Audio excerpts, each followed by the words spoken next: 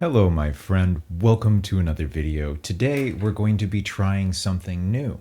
I discovered NotebookLM's audio feature, and instead of just playing this for you and allowing the AI to rot your brain with slop, I'm going to react to this in real time. What you see on the screen here is architecting impact in the human survival sectors. I went and did a little research, found some reports from the World Economic Forum and other places, put them in the sources over here on the left, and then used the incredible power of NotebookLM to generate a bunch of things for myself to review later. What I wanted to share with you in this video was the human survival is the new software audio generated by the AI. And instead of, like I said, just playing it and then buzzing off, I'm going to react to it. I'm going to look up all the things that it mentions. I'm going to show them to you here on the screen, and then I'll pause the video or the audio or whatever and break it down for you, give you a lot more information about it as we both discover what this thing has to say in real time. Now, I've already listened to the audio to make sure that it was something that was presentable to you, so it's not going to waste your time. But I haven't really dove into all of the different things that it mentions. So this is going to be fun for both of us to learn in real time. If you like this, please go ahead and subscribe to the channel. Drop me a comment if you want to see something like this in the future, or if there's a subject that you want me to cover with NotebookLM. This is, like I said, such an incredibly powerful tool. There are slideshows that it can generate that allows you to really learn and teach yourself things quite rapidly. There's videos that it can make, but my favorite feature is what we're about to dive into, the audio.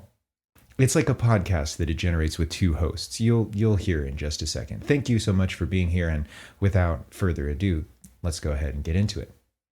For the last decade or so, if you wanted to become a billionaire, you basically built an app. Right. You lived in that frictionless digital playground. Exactly. You'd write some code, launch a platform, acquire millions of users, and, you never really had to touch the physical earth. It was clean, it was asset light. Yeah. But if you're listening to this deep dive today, you might have noticed a massive shift going on. Oh, absolutely. Venture capital is waking up to this terrifying reality. You can't eat software. And a food delivery app cannot keep your city's power grid from collapsing. No, it definitely can't.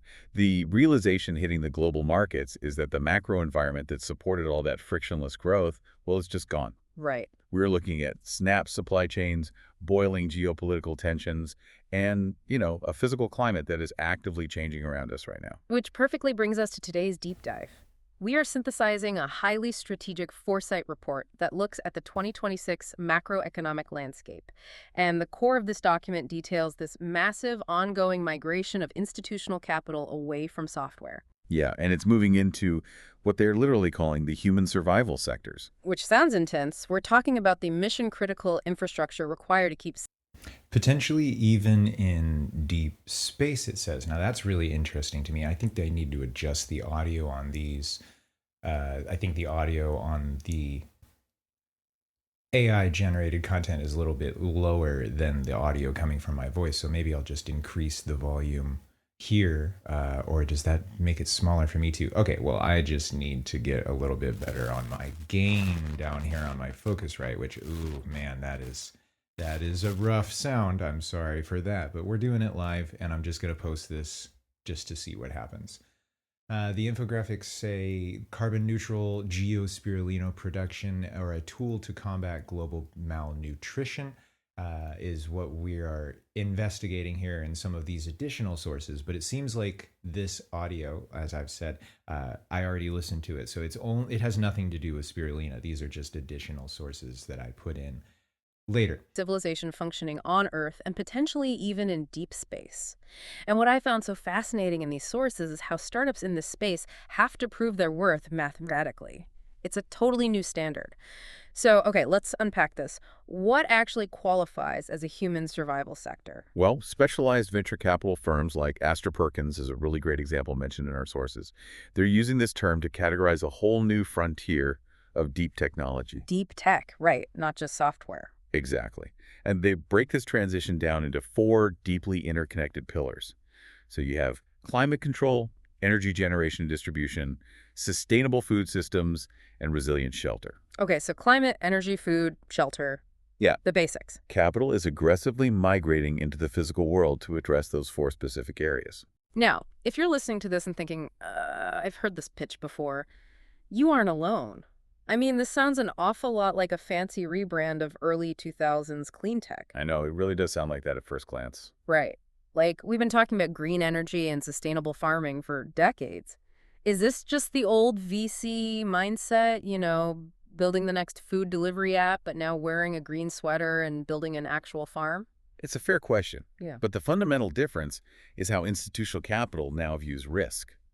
Back in the early 2000s, environmentalism was sort of relegated to a CSR report. A corporate social responsibility report? Yeah, exactly. It was basically a feel-good pamphlet you handed to shareholders to look nice. But today, and for connect this to the bigger picture, climate change is now classified as a systemic risk multiplier. Meaning, it doesn't just make the weather bad, it actually breaks the underlying systems we all rely on. Imagine a domino effect. Like a shift in global temperatures threatens water security. That lack of water immediately threatens agricultural yields. Which plunges the global food supply chain into chaos. Right, and that sparks geopolitical conflict, which then threatens energy grids and housing stability. You literally cannot evaluate a solar panel or a water pump in a silo anymore. Wow. So everything's connected. Exactly. Huh. Specialized funds treat startups in this space as foundational architects of survival infrastructure. So a company innovating in water desalination is intrinsically impacting regional energy consumption. They're building systems for human flourishing. And intriguingly, the exact same logic applies to building deep space economies. That is wild. The idea that fixing a farm in California using This is pretty cool. If you're not looking at the screen, if you're just listening right now, I'm clicking through some of the features available inside of NotebookLM. I'm generating slideshows and videos and reports. The report that I just generated right here is called Spirulina, a comprehensive review of nutritional profile, cultivation systems, and environmental impact. Now, this type of research would honestly take me probably a day to get through. Reading all these sources, collating all of this information, and just manually typing with my fingers. But here we have a biological and nutritional profile of spirulina. It says it's a photosynthetic, autotrophic cyanophile. I think I pronounced that right. That thrives in highly alkaline and saline environments, while commonly referred to as spirulina in commercial and scientific literature. Most cultivated species belong to the genus whatever. I have no idea how to pronounce that. And those other two being the most prominent. So this tool, what it seems like to me, is it's one of the most, if not the most powerful research tools ever invented. I can't imagine a better way to collect information and then parse through it. My neurodivergent ADHD brain is absolutely thriving right now.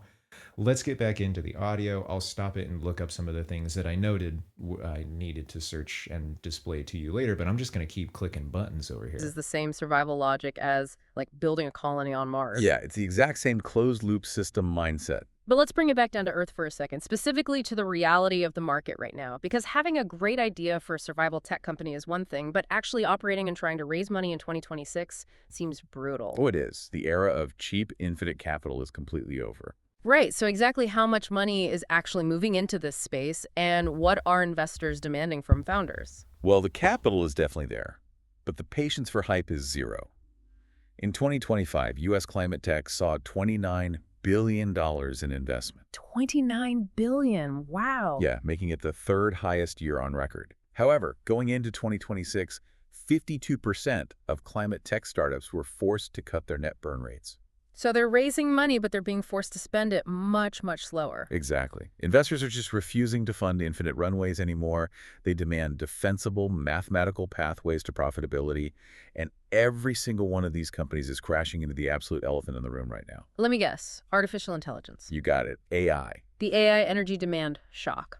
Yeah, I was reading the projections in the report, and the deployment of hyperscale AI data centers is expected to grow at a 23% compound annual growth rate in the US and Asia by 2030. It's staggering. So AI is basically eating the power grid. How does a climate tech startup even scale if AI is just sucking up all the available electricity? That is the big question.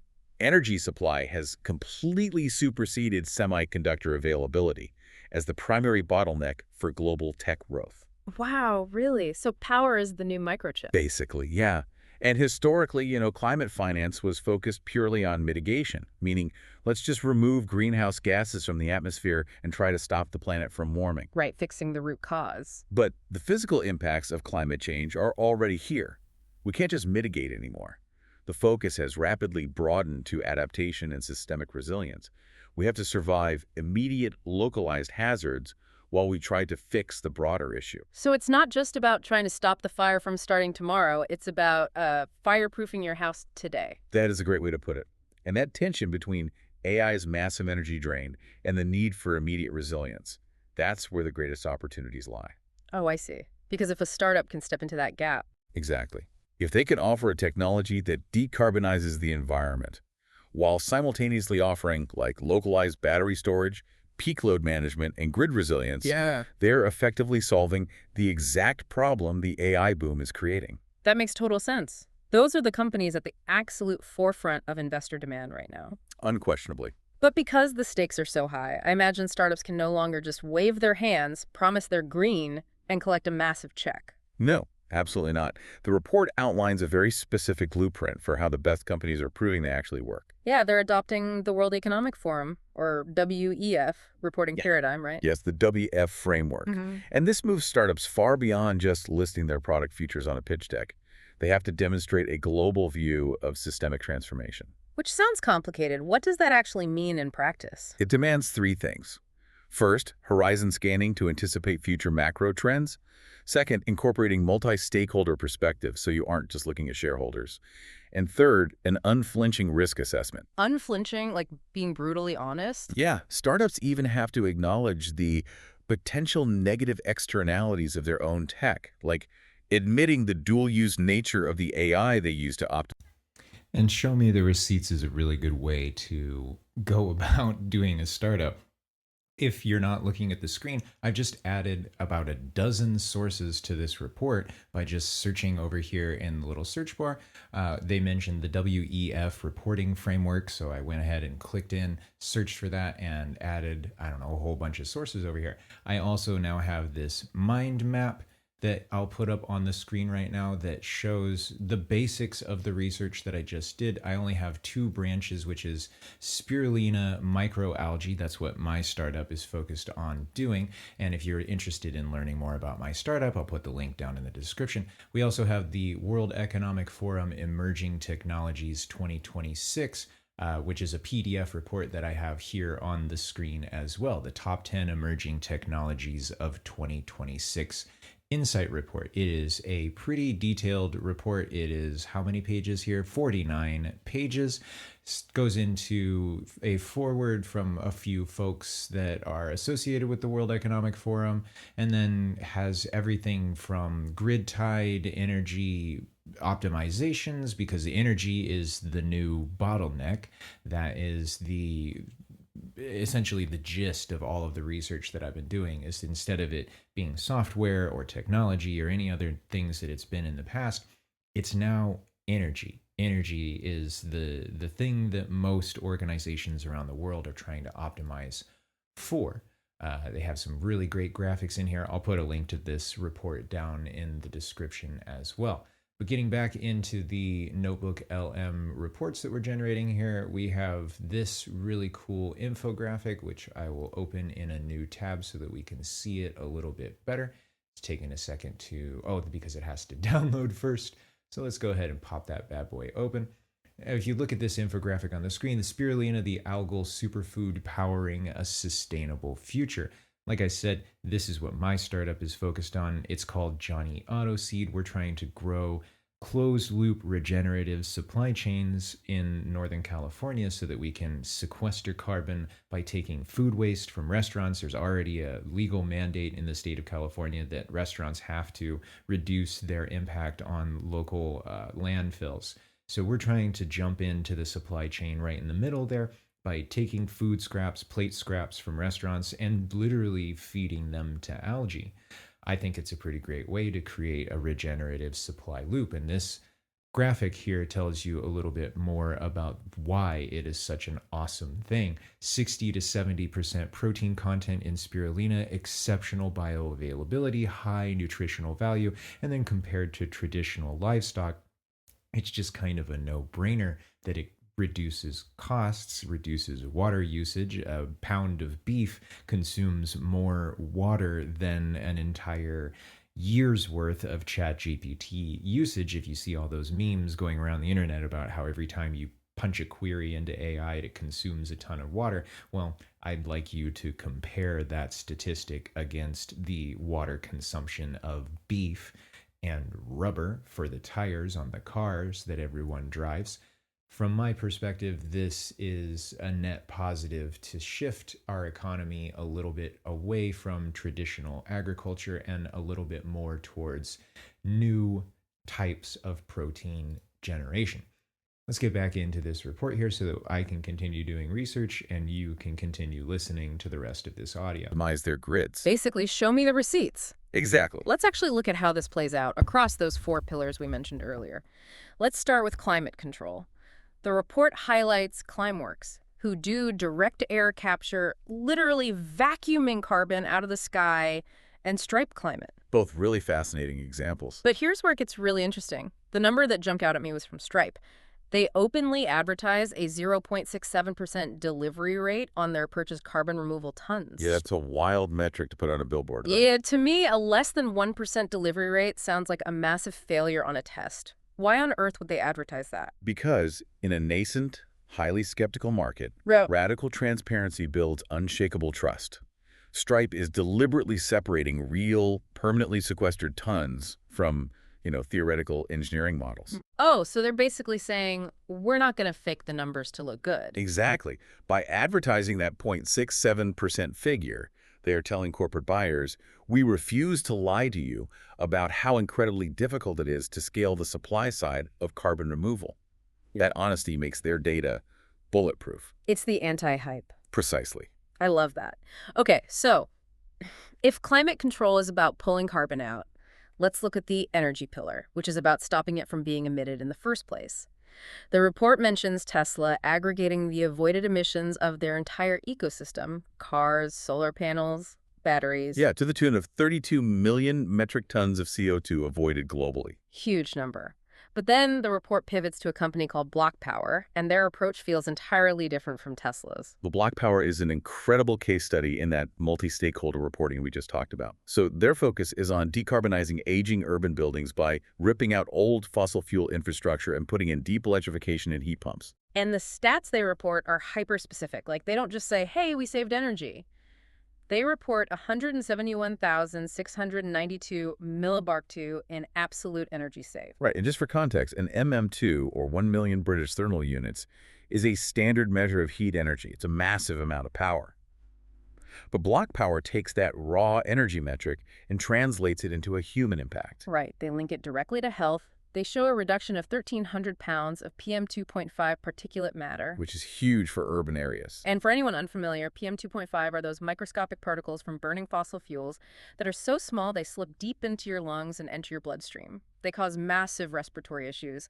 And BlockPower also links their work to economics, citing 700 green jobs created. See, by translating a saved kilowatt hour into a community respiratory health outcome, they tie climate action directly to public health and economic empowerment. Which is a brilliant way to structure the narrative. And it isn't just a nice thing to do. It unlocks entirely new, massive pools of capital from investors who are specifically focused on environmental justice and urban renewal. That makes a lot of sense. And we see a similar level of rigor under the food systems pillar. You can't just say your plant-based burger is, better for the earth.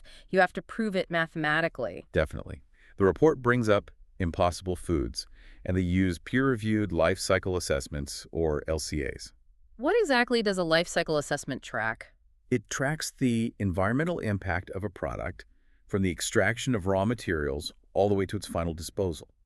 So, Impossible Foods uses these LCAs to scientifically prove an 87 to 96% reduction in land and water use compared to traditional beef. Because they're essentially skipping the cow as a middleman. Exactly. Instead of growing massive amounts of plants, feeding them to a cow, and watering the cow to eventually get calories, they're just processing the plants directly into calories. It's a massive efficiency play. It really is. We also see companies like AeroFarms using indoor urban agriculture and relying on B Corp standards, which are incredibly strict certifications for social and environmental performance, just to prove their localized impact. Right, because in the food sector, you are challenging deeply entrenched global incumbent agricultural systems. You have to prove empirically that your alternative is ecologically superior and scalable. It can't just be a novelty product for wealthy consumers. Right. And agricultural land use naturally brings us to the final pillar, shelter. Because the scale of the global housing crisis outlined in the report is genuinely terrifying. It really is daunting. To meet human demand, we need to build 96,000 affordable homes every single day for the next 75 years. If we build those using traditional concrete and steel, the emissions alone will blow past every single climate target we have. And this is exactly what's causing a major shift in PropTech, or property technology. For decades, the focus was almost entirely on operational carbon. Operational meaning the energy it takes to heat, cool, and keep the lights on once the building is already built. Exactly. But now, the focus has violently shifted to embodied carbon. Embodied carbon being the emissions generated before anyone even moves in, right? Like the carbon spent mining the sand, superheating the kilns to make the cement, manufacturing the steel, and transporting it all to the site. You've got it. Startups like Icon are tackling this by using 3D printing to build disaster-resilient homes. Oh, wow. 3D printing whole houses. Yeah. By 3D printing structures on-site, using advanced materials, you strip out massive chunks of that supply chain and all the associated logistics. You are attacking that embodied carbon metric directly. Which aligns perfectly with the World Green Building Council's principles for resource efficiency. Okay, so to report all these hyper-specific metrics like the PM2.5 reductions, the embodied carbon, the LCAs, these companies... Okay. I'm going to go ahead and pause things right here. I'm going to go ahead and pause this. I just went on to Google and found some really interesting results related to what they were just talking about. 3D printed homes and embodied carbon. So if you look at the screen right here, iconbuild.com has a 3D printable design and build housing blueprint. The technology, as you can see, is already working. They're clearly 3D printing by pushing out concrete onto the homes. This is their extruder. It's called Vulcan single-story gantry platform, and Titan, the multi-story construction system they have here on their website. I'm looking at this for the very first time right now while I'm recording this, and I'm relaying the information to you. I like this format. If you like this format, please go ahead and drop a comment down below. Don't forget to subscribe and like and hit all the buttons. It really helps me grow. I have a goal of hitting 1,000 subscribers by August of this year, 2026. So if you could help me out with that, I would really appreciate it. Projects include world-class design realized through robotic construction. Icon's groundbreaking approach expands what's possible in architecture, creating structures that are more resilient, more expressive, and built for the future. From dense urban infill and luxury residential to affordable housing and innovative commercial spaces, our robotic construction systems deliver precision, speed, and design freedom. And if you look at this house right here, I'm going to be honest with you, that looks pretty good. It looks pretty cool. I really like the idea of a house that looks woven, almost as if the house itself is a basket. It feels very ancestral to me, but also it's clearly very modern in its design. The windows, the architecture, the shape of this, I would absolutely be interested in living in a house like this. And their website's pretty slick too. Look, this is their wall system. Our wall system is meticulously engineered for lasting strength and resilience, proven through rigorous testing against extreme weather and structural demands. Crafted with a single process, it delivers a smoother, more precise, and inherently higher quality foundation for exceptional structures. The only thing that stands out to me is I'm not sure how well those layers would hold up to earthquakes. I would imagine that they would have to pass building codes in order to offer the homes for sale on the market. So they must have some sort of reinforcement inside of this, but it's not clear from their website how they're reinforcing their walls to be earthquake resistant. Now, if we go into this next site right here, take a look at the world's largest 3D housing development from CNBC. I'm not 100% sure if this is the same startup. Oh, it is. Nope. It is two startups, Icon and another one that I'm looking at here called Lennar, Lennar. I'm not going to look that up because this article is full of ads. So let's move on from that. We're going to go to the Carbon Leadership Forum because one of the terms that I didn't know when I listened to the audio before I started recording today was embodied carbon. Now, according to this Embodied Carbon 101 article from carbonleadershipforum.org, measuring embodied carbon involves quantifying embodied carbon by using life cycle assessment to track the greenhouse gas emissions produced over the full life cycle of a product, building, or infrastructure. It says that these emissions are converted into metrics that reflect their potential effects on the environment. It says one of these metrics is global warming potential, quantified in kilograms of CO2 equivalent, or kgCO2e.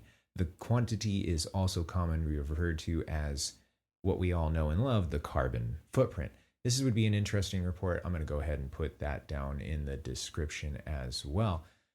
Embodied carbon seems like a pretty decent way to measure environmental impact. Now, what is a life cycle assessment? That's what Sphera.com here is trying to define. Their article here is called Understanding Life Cycle Assessment.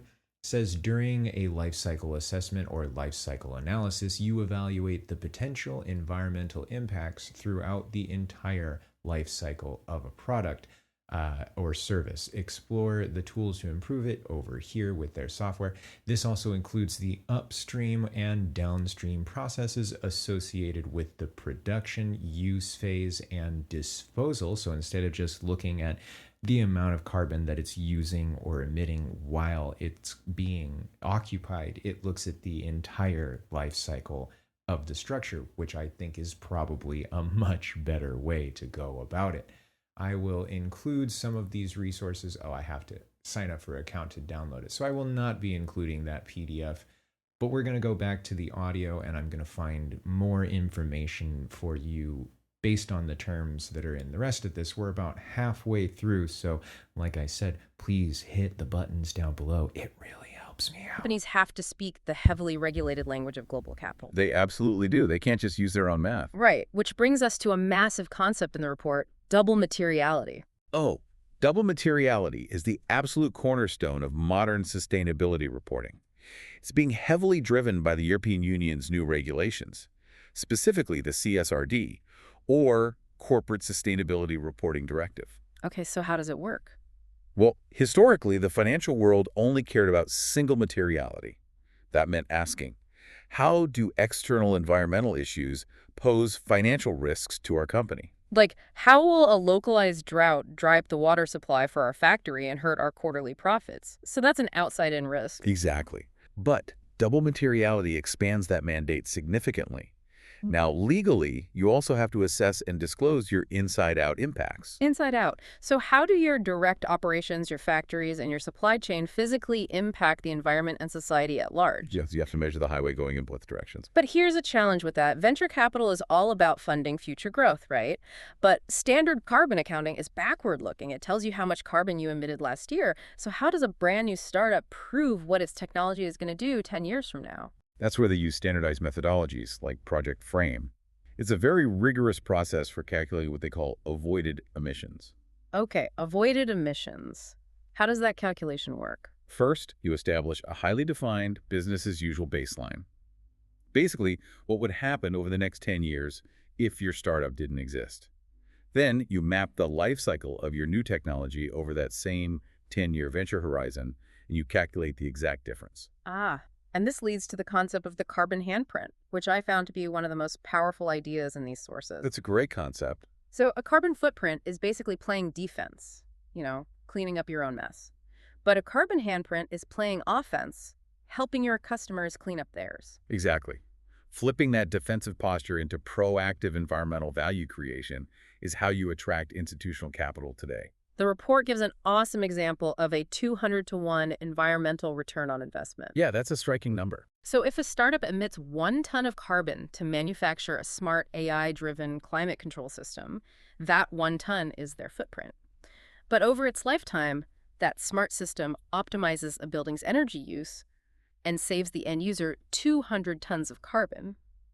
That's the handprint. It's a massive multiplier. But I have to push back here. What stops a company from just making up wildly optimistic handprint projections for their sales pitch? Like, trust us, our new software. That is actually a really good question.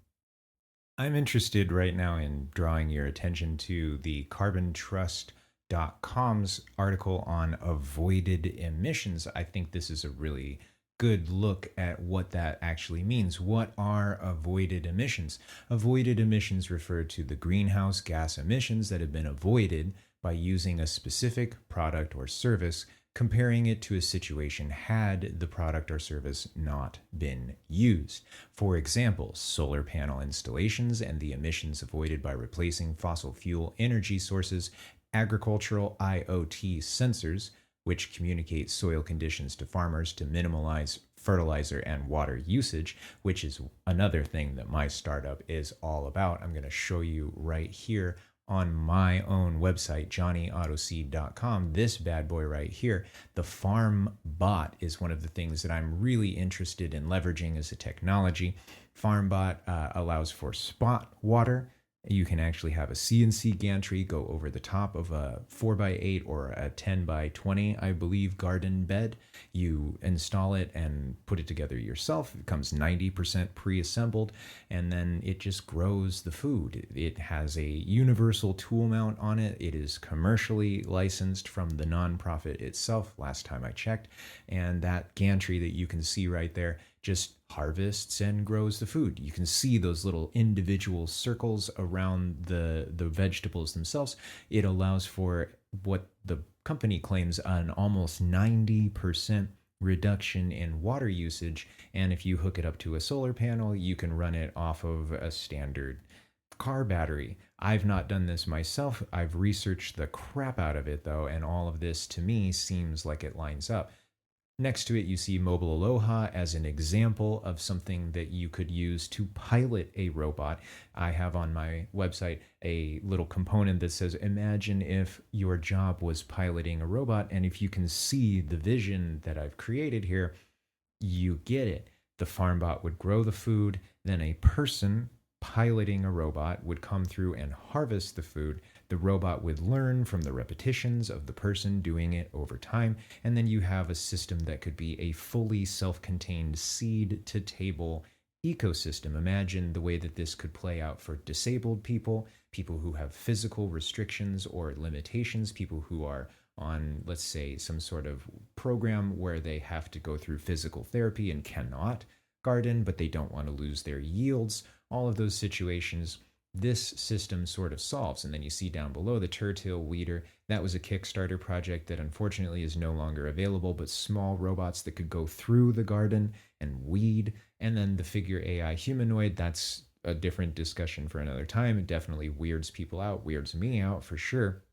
But if that could go in the garden and do meaningful work as well, with these 4 things that you see on your screen, it should be theoretically possible to have a fully automated gardening system. Now, this video has hit a little bit over 30 minutes, and I don't want to go through too much or pack too much in. I think we've reached the natural culmination of the information that's being presented. So if you're interested in learning more, please drop me a comment. I'm more than happy to have a discussion about all these things. I will include resources that you can poke through. Like I said, please hit the buttons. It really does help me out. And I want to say thank you so much for being willing to invest so much of your time and energy in learning about this technology and the implications that it has for our shared future. Imagine that these things were off in space in a colony on Mars, growing, terraforming, and you were able to actively access some of this technology and bring it home to grow food in a more sustainable, less environmentally damaging, more higher yields, lower costs. That's what I'm all about. That's what Johnny Autoseed is all about. Thank you so much for taking your time to watch this video, and I'll see you in the next one. Nice.